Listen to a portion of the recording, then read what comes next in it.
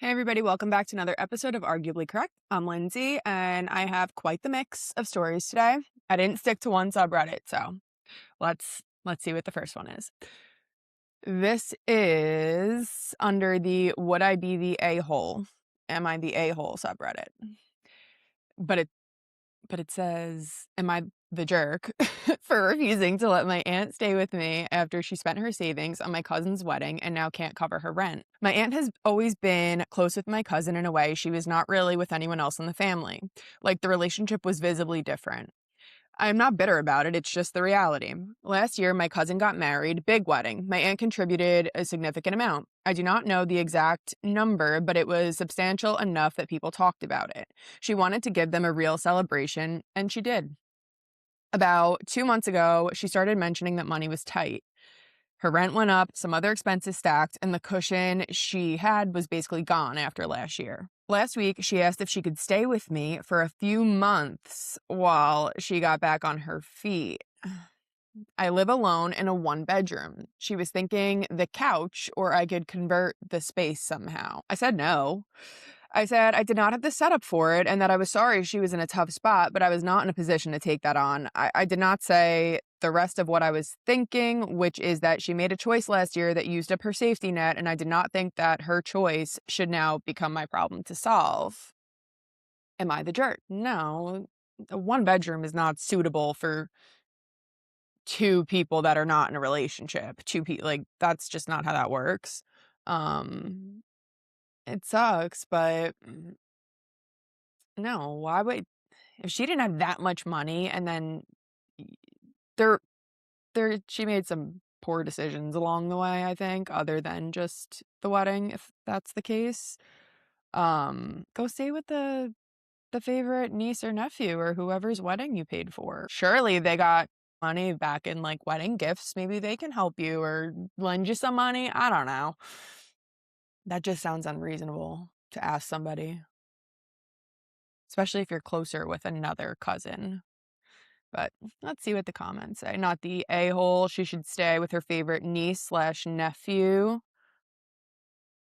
People on Reddit always take it too far. This other comment says, I came here to say this exact thing. The aunt has a favorite on whom she spent her savings for a big celebration, and now she go live with that favorite.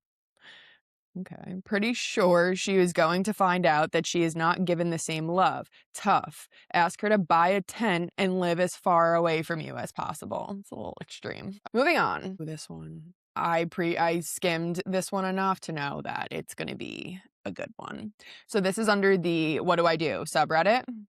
My 22 female sister, 32 female, is angry I won't pay for her Wi-Fi a year later. We have screenshots. I love screenshots. It really immerses me into the story when I get a visual. And I promise I'm going to have visuals soon. I'm going to have like a split screen. I'm going to figure it all out. We're going to get there. But in the meantime, just let's go. I, 22 female, am much more financially stable than my sister, 32 female. I'm bringing in great money and I live with my boyfriend. You go, girl. When I've lived with my sister, I have been financially dependent on for the most part. More times than not, when she calls me, it's for money. Granted, it's usually less than $30, but there have been times where I've given her $600 to $700 just to get her up on her feet. Every time that we go on a trip, she is usually broke and I have to deplete my savings paying for everything on said trip. She makes poor financial decisions. For example, getting a $13,000 hair transplant done when she is behind on bills slash paying for a $600 a month personal trainer when she is behind, etc. She pays for a duplex she cannot afford, refusing to downsize in fear of feeling like a loser, and keeps getting more pets. Line. That's where I draw the line. The list goes on, and I'm digressing. It just pisses me off so badly. Ever since I have moved out, I have been paying for her Wi-Fi bill. It started off as, since my card is the one on file, it would be easier to keep it there and you just Venmo me monthly. Yeah, right. That lasted all but 1 month. Recently, I decided to order new cards for myself, and as a result, my card was no longer on file. Oh yeah, I would have did that immediately. Oh, I lost it. Sorry, I had to replace it. No, you can't have the new security code. This caused an overdue balance of around $230 to accrue on the account. My sister ended up texting me, and because she was so broke, I felt bad and just paid the balance off for her, even though it pissed me off and I know that I probably shouldn't have done so. If you got it, sometimes it's easier to just throw money at it and be left alone. If you have it, it sounds like you do in this situation.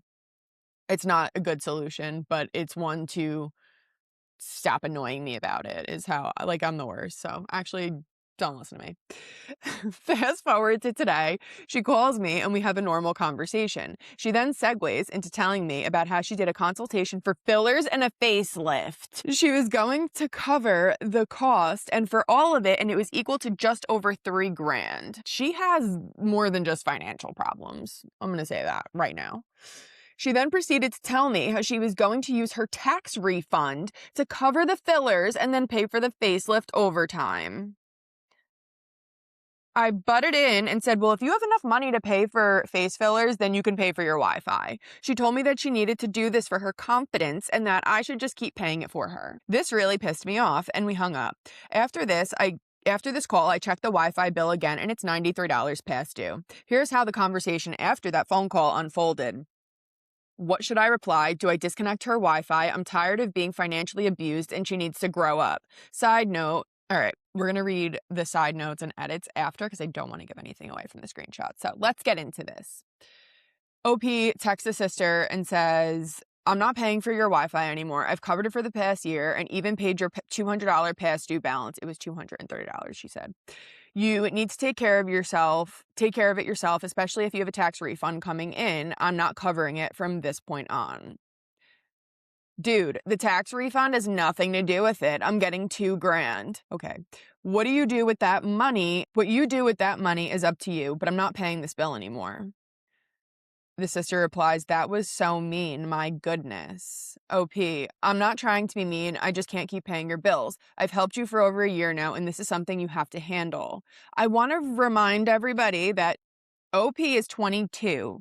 This sister, or 22, and the sister is 32. Yes. Sister says, right, because I literally can't afford it, but that's fine. I appreciate your help. Whenever it runs out, just cancel it.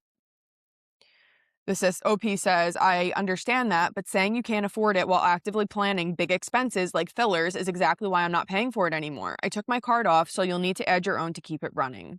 Sister, just cancel it, and I don't expect you to understand. I want my face fixed from the years of drug use I've had. Please have a clue. And I'm going to start saying them out loud when I do. But this is the only money I'll have to afford it without going into debt. I shared that info with you for happiness. I wouldn't do it for my regular paycheck, but just cancel it. I don't watch TV anyway. I don't need it. That's still really messed up of you. First of all, if you don't watch TV anyway, why is she even paying for this in the first place? I assume that you need the Wi-Fi for just streaming services. I mean, if you have cellular data, you don't really need Wi-Fi for your phone. Without going into debt, allegedly, your sister claims that you are already in debt, but whatever. I guess she means further debt for this facelift. But I want my face fixed from the years of drug use I've had. So initially, what my tip was, like when the sister said, oh, it's not usually like a lot of money. It's like under $30. I'm like, that's a telltale sign. So I was kind of onto it there. And now it just confirmed that for me. So like, go me. Now let's read. Let's see. Side note, her mentioning her drug use really doesn't relate to this at all. She looks completely fine and has been told by many people on our most recent trip that she looks very glow and very, very youthful. She is just pulling out all the tactics to guilt trip me into paying for this bill for her. Hell no. Edit, I also wanted to say that I am undoubtedly an enabler in some capacity, 1000% owning up to that, and I'm finally getting some backbone. Edit 2, internet is canceled. I just have to get her to return the equipment, or on the other hand, I can go to her house when she isn't there and get it myself. Yeah. At least you're recognizing that, like, you've been enabling a situation, but it's your older sister. She's 10 years older than you. I mean, I think that's like, that's a weird dynamic. So I'm glad that you're cutting it off because people like this are never they're just gonna leech off you until you do put your foot down. So good on you. We don't really need to read the comments because we kind of just hit the nail on the head. So let's move on. Am I overreacting? for being mad that my boyfriend didn't put any effort into my birthday for a second year.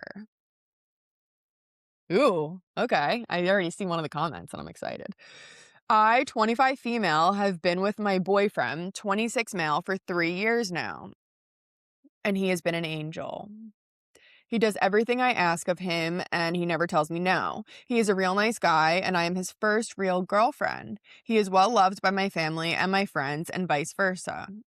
Well, last year for my birthday, the gifts he got me arrived all a week late, and they were all kind of bad taste. I mean, they were nice, but nothing I wear or use today. The one gift I do use every day is something I specifically asked for, but the rest sit in my closet and collect dust.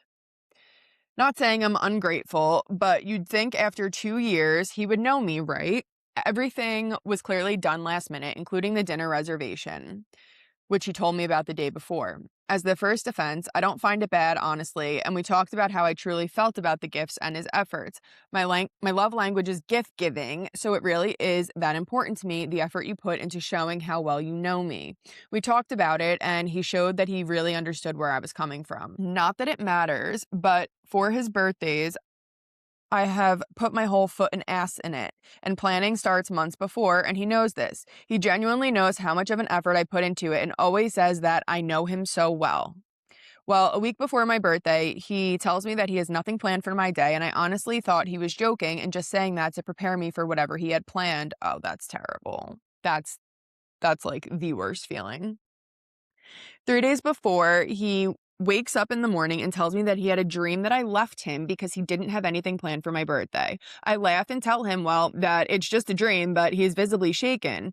Well, anyway, it comes the day of my birthday and he genuinely has nothing. Like, genuinely nothing. He tells me he'll transfer me money so I can buy something, and I get a Zelle notification at noon that he sent me $2,000. And that's literally it. Well, no card, no nothing, no dinner. I mean, I'm grateful, question mark. I got to use the money to buy my dream bag, but I don't know. Am I being a brat? Am I asking for too much? It was never about the money to me, but about the effort. So I don't know. Am I overreacting? No.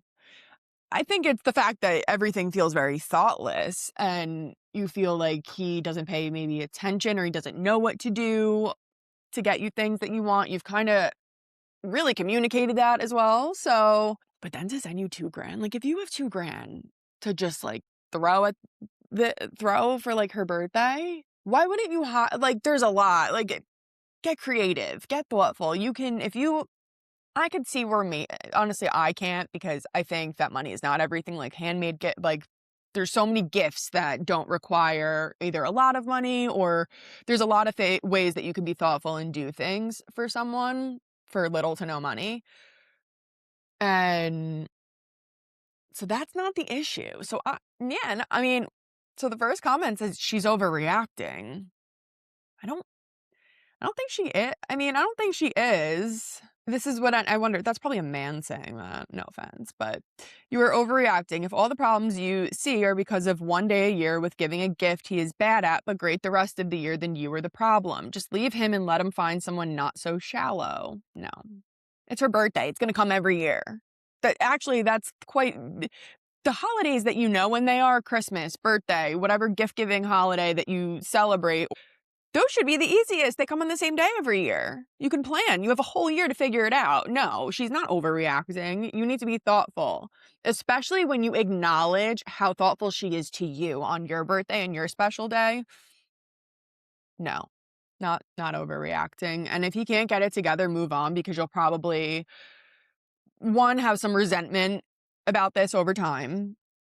Two, it'll probably happen in other areas of your life where like he's just not thoughtful. And if it's not something that he cares enough about, he's not going to make any changes to make you satisfied with whatever it is. So move on. Ooh, okay. This one is good. This is under the r/casual conversation subreddit. It says, what's the most unhinged thing a guest has ever done in your home? Back when I was with my ex-fiance, his nephew was in a huge argument with his mom, and we had to go pick him up because she was threatening to call the police on him. We felt sorry for the kid, so we told him he could spend a few days at our house until things cooled off. Huge mistake. The second night he was there, he was up all night making the most ridiculous racket. At one point, we woke up to loud thumping noises. When my ex went into the living room to see what the hell was going on, his nephew was doing jumping jacks in the middle of the living room floor at 3 a.m. in a mobile home. Needless to say, we were none too pleased and asked him to ever so kindly shut the hell up. The next morning, I went to get the dishes out from the dishwasher the night before. I was shocked to find that most of them were still dirty. I couldn't figure out why, but I went ahead and tried to restart the dishwasher anyway, and it wouldn't start. After some fidgeting around, I realized the cord had been cut. Oh no. Obviously, it had to be the nephew. When I questioned him, he admitted that yes, he had to, in fact, cut the cord to the dishwasher. He was trying to sleep, and the sound was getting on his nerves. This sounds like something. This sounds like why he was in a huge argument with his mom. As you can imagine, I was absolutely livid at that point, so I told him to get the hell out of our house. Apparently, while he was shoving his stuff back into his duffel bag, he dropped his weed all over our carpet. He said he wasn't going anywhere without it. I told him it would literally take all damn day to pick that stuff out of the carpet and that I wanted him out right then. I went back to my bedroom to talk to my ex about what was going on. I was in there for about 10 minutes tops when I heard the front door slam. My ex and I went back into the living room to find his nephew gone and a patch of our carpet cut out. He literally took a pocket knife and cut a square out of our carpet so he could take his damn weed home with him. The nephew ended up going to prison not too long after this, so I never saw him again, thank God. Anyways, what's the most unhinged thing a guest has ever done in your home? I'd love to hear your stories. Yeah, that sounds like drugs. Or like drugs. Okay. So the first comment that I read is, I never have people over, and the comments on this post are why. So I continued to read the comments because I need to read more. This is funny, this comment specifically, because it's so weird, but there's so many people in the comments that don't think it's weird, and this is how these two people meet, and this is how these situations happen. So I invited my friend over for dinner, and she brought a bunch of raw food with her and started cooking it in my kitchen while her two kids went absolutely apeshit in my house, chasing my cat, screaming nonstop, and her 4-year-old tried to hit my cat with a shoe. Afterwards, my husband said they can never come again. I'm not going to read the comments of people that think that that was completely normal and appropriate, so. I've told this before, so if it sounds familiar, it was probably me. This is still a comment on this. My significant other's family have a small summer lake house on a mountain. A couple years, we stayed there most of the summer. We invited my significant other's grown daughter to come visit. She asked if she could bring a friend. We were like, great, the more the merrier. We paid for their travel and 95% of their food and drink while they were here. I was happy to do it because we didn't see her very often. The friend she brought decided to ransack our bedroom one day while we were out. There were 2 bedrooms. She shouldn't have even been in ours. I had a box with some medications like cholesterol, diabetes, Tylenol, etc. kind of stuff in a far corner under 2 other boxes. She found my box and took the 1 bottle I had with some prescription pain meds that were left over from dental surgery I had the year before.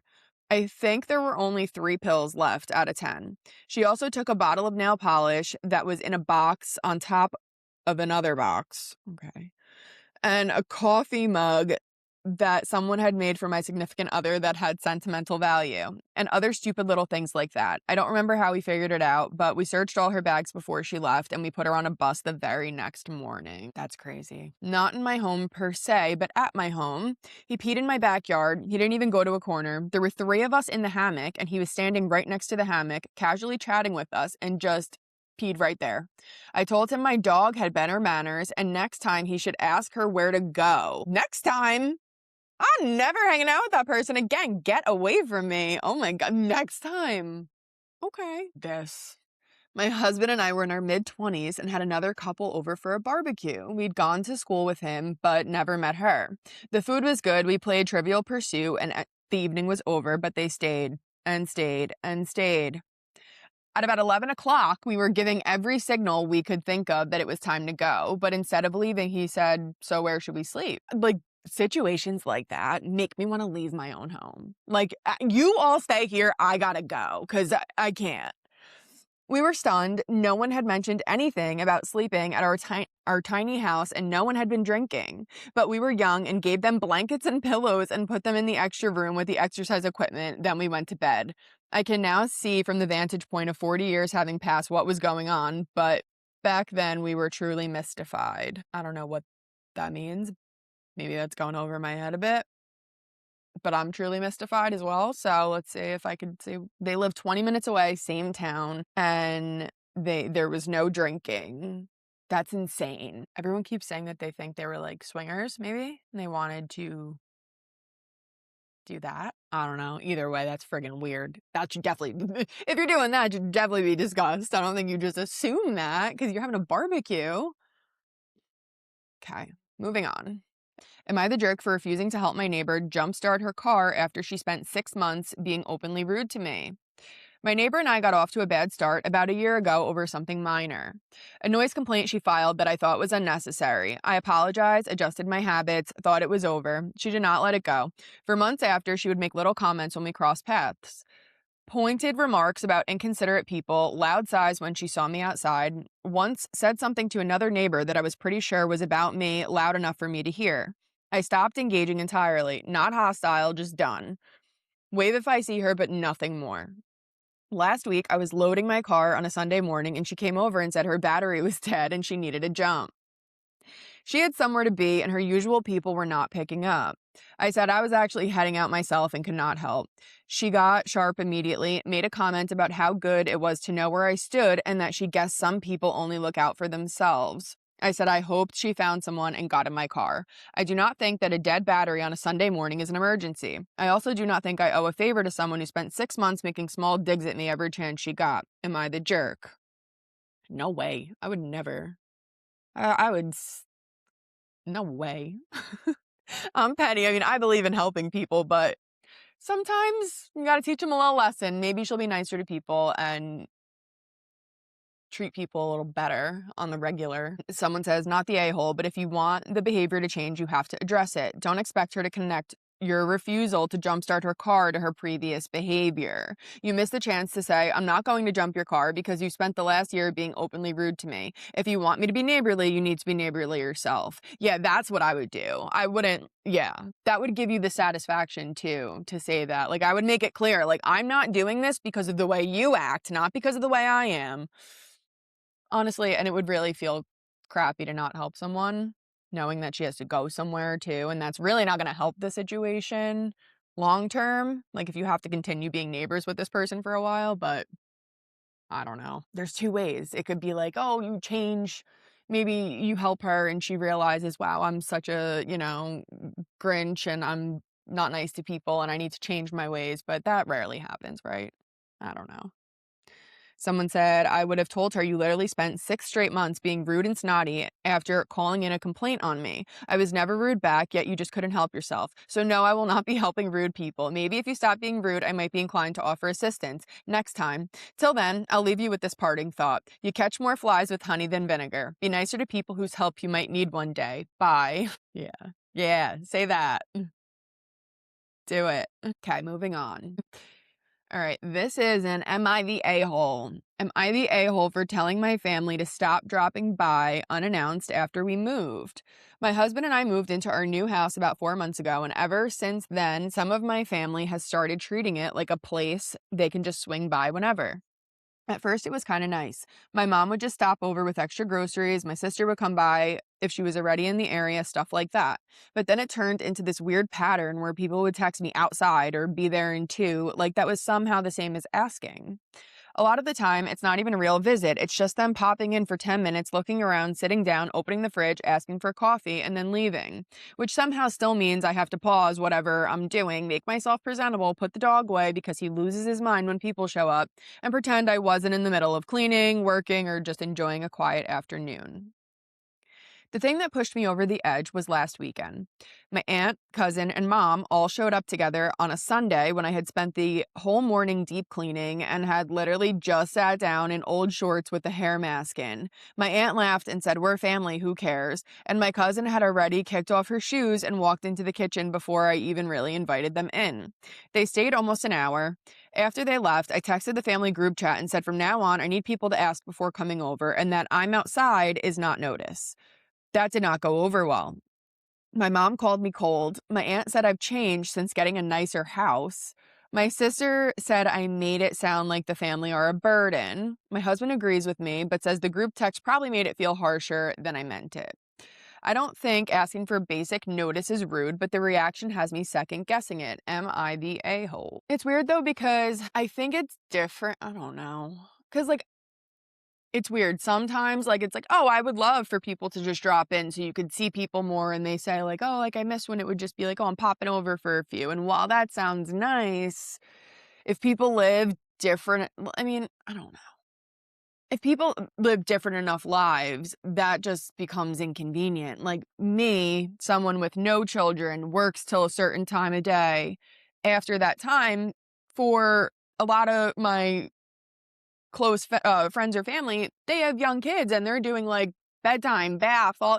I can't just go pop in. Like that's inconsiderate, and I wouldn't do that. So I see it both ways. So what I like to do i- in the summer, nice weather, I'm always outside in the yard or, in the pool, whatever. I'll shoot out like a mass text to my local fam friends, whoever I might want to spend the day with. And I just say like, "Hey, I'm going to be out here all day. Come over. You don't need to no pressure. If you want to pop in, couple hours, whatever. I'm here. The invite's open." Something like that, maybe if you're already in a group text with people, would be helpful. Like, "Hey, I'm open to company today. I don't have anything going on from 4 to 7 if anyone wants to stop in for some coffee or so." It kind of, I don't know, just a thought. Maybe that doesn't work for everybody, but I feel like maybe that's something worth trying if you really don't mind that people stop by, but it's kind of just like, it's getting to be too much. I think the aunt was kind of crappy about saying maybe you've changed since getting a nicer house. That's kind of a weird thing to say, but yeah. Moving on. The title of this says, this is under the "What Do I Do" subreddit. Manager's husband called me. I've been working at an office for 4 years. The manager was away this weekend, but I still needed to correspond with her about covering another shift. Her husband called me last night from no caller ID multiple times. I pick up and he asks who I am multiple times and says he found call logs from this number in his wife's phone. I told him I have no idea who his wife is. He hangs up, then calls back and says her name. I exclaim, "That is my office manager," and told him to stop bothering me. Do I say something to her at work today or just pretend like nothing happened? Oh no, you have to say something. There's no way you couldn't pretend like nothing happened. That's crazy. Also, maybe he's messy, but it sounds like mm, maybe he suspects, like he could suspect, or he's paranoid or whatever. There's a lack of trust somewhere, and he saw like a recurring number and wanted to see like if a guy was going to pick up. And then maybe when it was, I mean, actually, you didn't say if you were a female or not. I just assumed, but that's crazy. I assumed, I guess, because it sounds like once he heard it was a woman, he just hung up. So that's messy. Personally, it's some of the comments. Personally, I would say something because him calling you is uncalled for. This is the right answer. "Hey, manager, I got some weird calls from your husband this weekend." After that, just go silent and honestly answer any follow-up questions she has. It's very likely they have already had a fight about it. Yeah, he probably told her. So that's also why I think it would be weird if you didn't. If you just acted like everything was fine and that nothing happened, and on Monday she's like, "Hello?" On the topic of getting phone calls from a coworker's husband, I had a coworker a few years ago. We both worked at 2 locations on various shifts. Her husband often called her on the desk phone, and I told her she was working at the other location. Why was he calling the desk phone instead of her cell phone? I can only conclude that he must have been checking up on her. I believe she was from Pakistan, and it was an arranged marriage when she was about 15. Gross. great. Why'd I read that? Moving on. Entitled people. A tale of the most entitled, pretentious bakers I have ever seen. Okay. All right, let's go to the original post. Hi, all. The story is kind of baking related, but mostly just ridiculous, and I figured fellow Redditors could appreciate it. I live in a fairly large city outside of the US, leaving it unnamed for privacy. If you were to Google city plus cheesecake bakery, you'll instantly find this exact situation, and they really don't need more attention. Well, now I have to Google it. It's big enough to have several genuinely excellent bakeries. There's one particular bakery that most people hadn't heard of until recently. They loudly proclaim themselves to be the makers of the best Basque cheesecake in the world. They also love reminding everyone that they're a two-sister team, this is so specific, who supposedly rejected hundreds of pastry chef applications from around the globe to stay authentic to their brand, which is interesting, considering I frequent a lot of the good bakeries here and have never encountered them before this mess. They operate on a reservation-only model. Converting the price into USD for context and adjusting for inflation, an equivalent would be paying about $250 up front. For what? Which then you're expected to spend on desserts at your table. That's a huge amount of money in my country, where you can get a really good slice of cheesecake for $3 or less. We're talking about a slice of cheesecake? Or even a whole cheesecake? In other words, I'm in disbelief. In other words, they want you to drop roughly $150 to $250 on a single cheesecake, and no, it's not life-changing. I don't care if it is life-changing. No. Recently, they launched an even pricier high tea experience. Okay, so this is like I get the reservation only part, so this is like you're reserving a time slot to have this experience and try a piece of cheesecake, but in reality, all you're getting is a piece of cheesecake from it. Got it. I really just thought there had to be more to it, but apparently there's not. A customer commented on their post fairly politely that the cost didn't seem to match the quality and that it felt overpriced. The baker responded by telling her that she was too poor to afford it. They mocked her grammar, insulted her taste, and implied she lacked class. This quickly became their go-to strategy for anyone who questioned them. Naturally, Reddit got involved. Comments flooded their posts. At this point, most businesses would call a PR firm and issue an apology. These sisters chose to do the exact opposite. They doubled down with a long, painfully pretentious post about how bold statements are necessary to maintain an iconic brand. They asked haters to keep commenting because it boosted engagement and continued insulting anyone who tried to be reasonable. Both sisters are in their late 20s or early 30s. One even has an MBA, which makes this entire meltdown even more impressive. In less than a day, they managed to torch their reputation through sheer social media arrogance. Over the past couple days, customers have openly refused to buy from them after being told they're too poor for the brand. Turns out, insulting your customer base is not a sustainable business model. We're giving it a month before they shut down. 2, if the cheesecake somehow develops a cult following overnight. Okay, this was posted 58 days ago. This doesn't really work for most people unless you're like Gordon Ramsay. That's like the only person who can get away with this. Or what's that place that you go to and they insult you the whole time while you eat? Like, when it's their shtick. And I feel like it didn't start out as that for them. Then they just went that route when they got some backlash, and that's not how you do that. So there's an update. Hey all. I posted about 2 very entitled, unpleasant sisters who ran a Basque cheesecake bakery in my city and got into trouble for implying their clientele was too poor to afford their premium products. A few of the comments got my city right and clocked the situation, but I'm still going to keep it hidden because I don't want them getting business because of a Reddit post. Okay, then I'm not going to do it either. for all my subscribers here. I had totally forgotten about this until last night.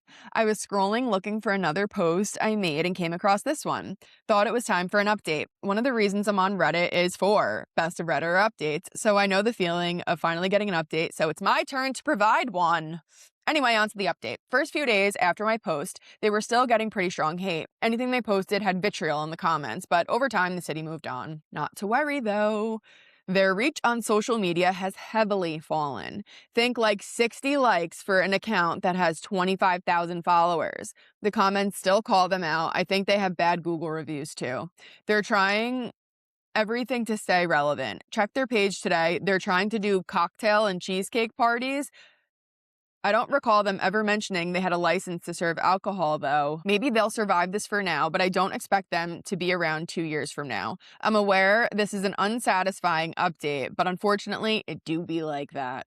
I did find another amazing spot for cheesecakes, though. Doesn't plug them, so I can't, but yeah. Some people just have to learn the hard way. You can't be arrogant and insult your entire customer base and then wonder why your business is now failing. All right, everybody, that's all I have time for today. Thank you so much for watching. Please don't forget to like and subscribe.